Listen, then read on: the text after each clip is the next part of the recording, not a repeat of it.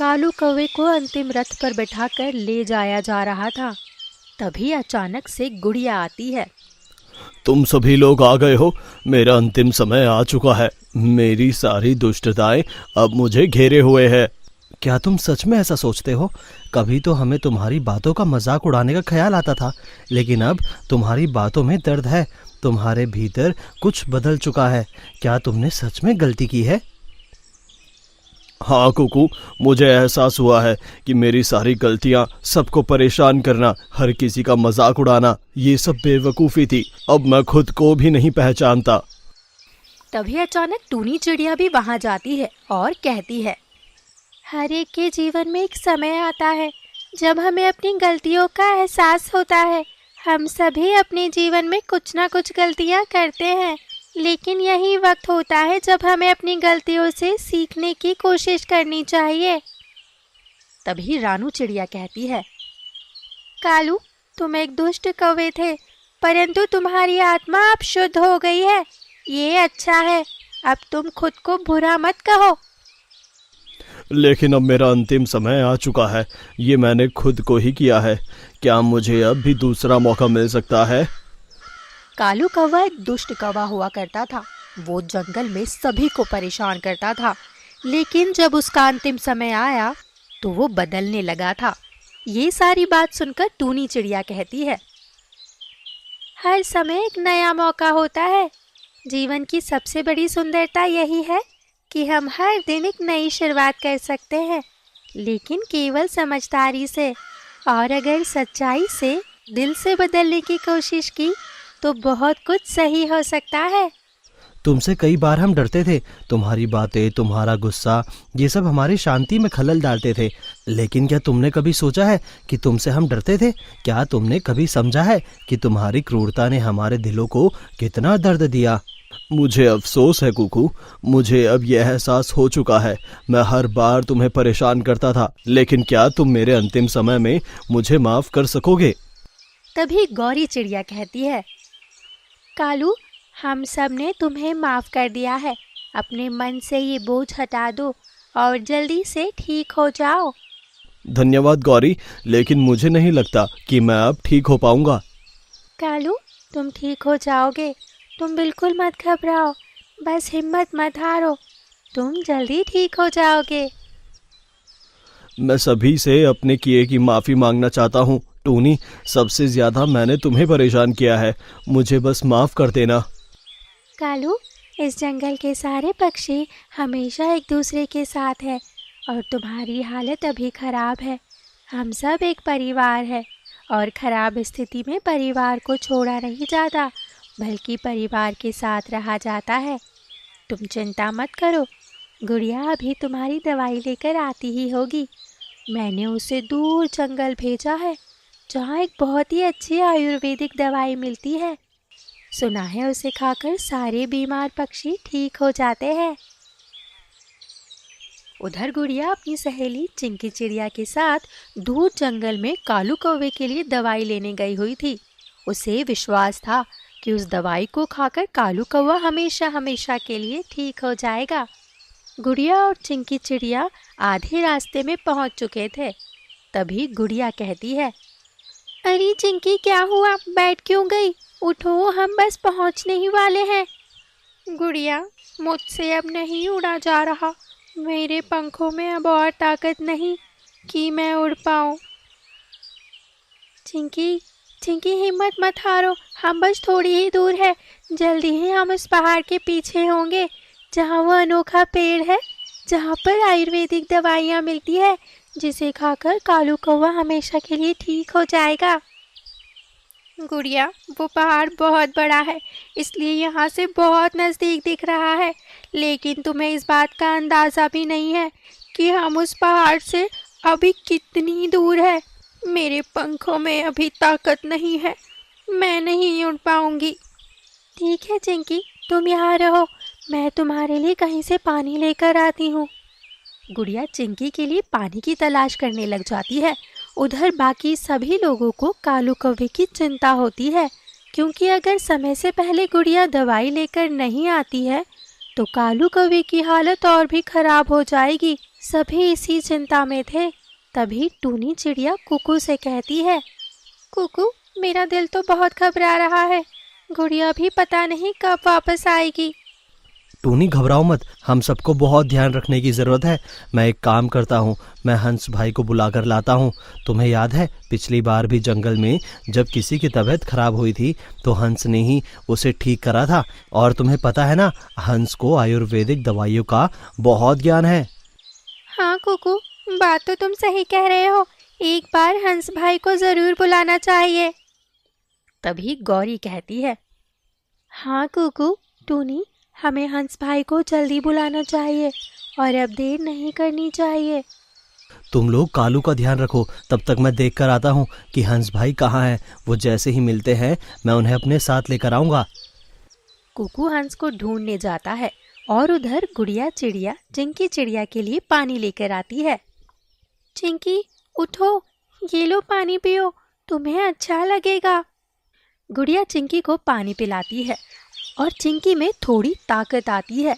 फिर गुड़िया चिंकी से कहती है, चिंकी, तुम्हें अब कैसा लग रहा है? हाँ गुड़िया, मुझे अब थोड़ा ठीक लग रहा है।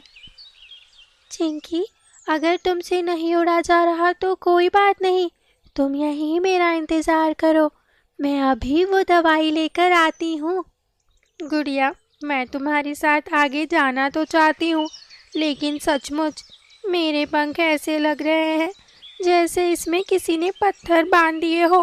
बहुत भारी लग रहे हैं, मुझसे उड़ा ही नहीं जा रहा। कोई बात नहीं चिंकी, तुम यहीं मेरा इंतज़ार करना, मैं जल्दी से वो दवाई लेकर आती हूँ। गुड़िया, तुम अपना ध्यान रखना, तुम्हें अभी बहुत दूर जाना है और ये पानी तुम अपने साथ भी लेकर जाओ। मुझे तुम्हें अकेले जाने देना बिल्कुल अच्छा नहीं लग रहा। तुम मेरी फिक्र मत करो, मैं जल्दी से वो दवाई लेकर आती हूँ, तुम बस यहीं मेरा इंतज़ार करना। मैं यूँ गई और यूँ वापस आई।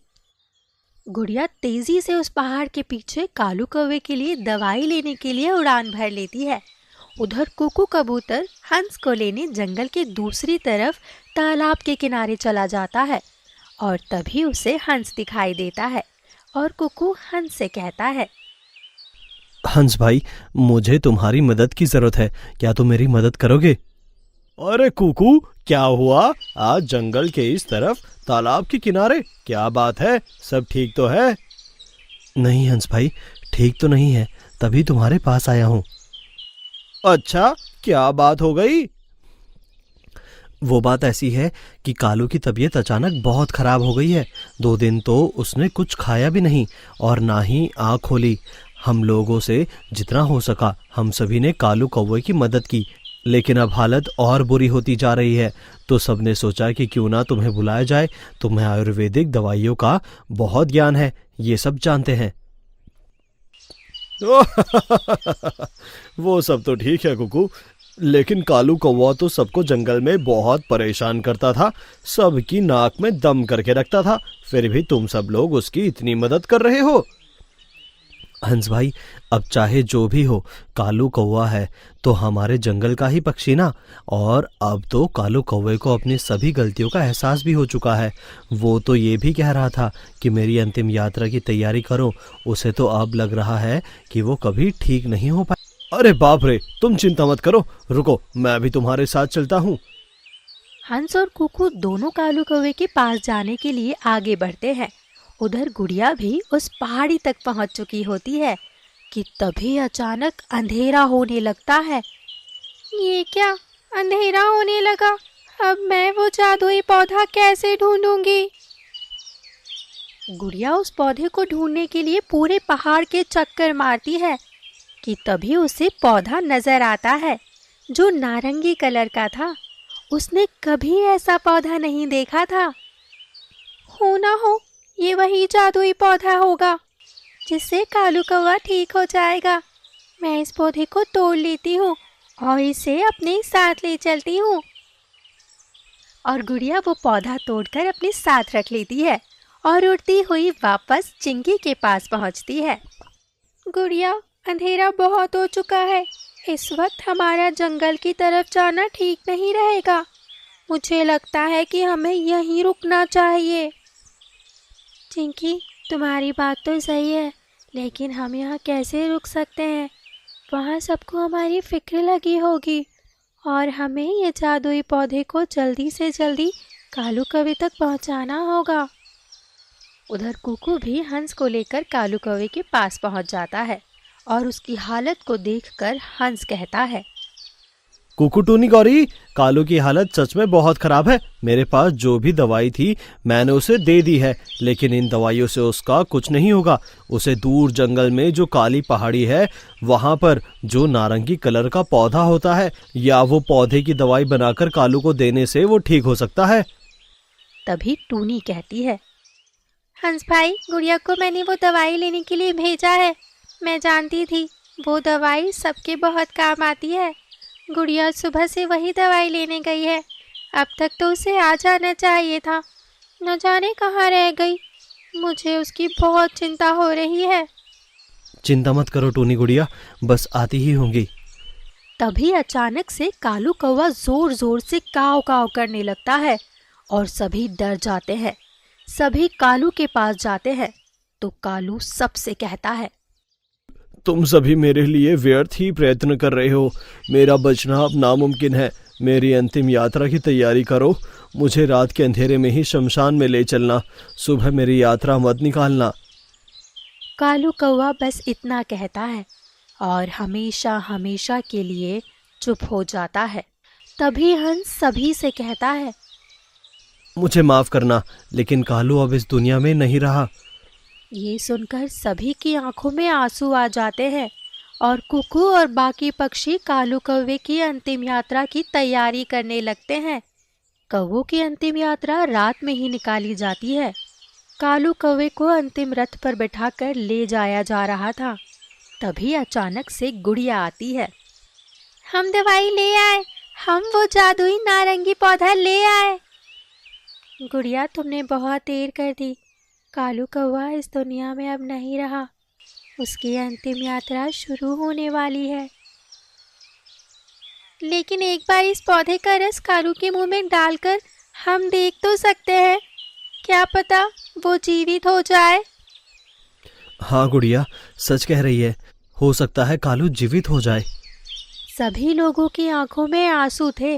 कालू कौवे के रथ को रोका जाता है और हंस उस नारंगी पौधे का रस कालू कौवे के मुंह में डालता है और सच में कालू कौवा जीवित हो उठता है और सभी से कहता है, धन्यवाद मेरे दोस्तों, तुम सभी ने मुझे ये समझाया कि बदलाव मुझसे ही आएगा।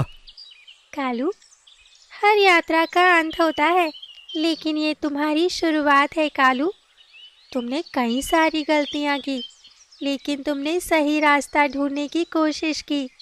यही मायने रखता है।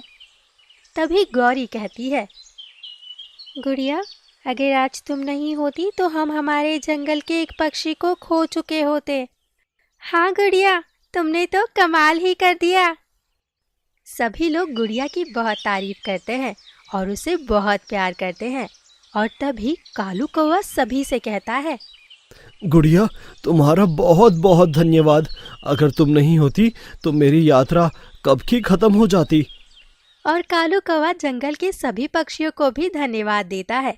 उसके बाद सभी खुशी खुशी जंगल में रहने लगते हैं।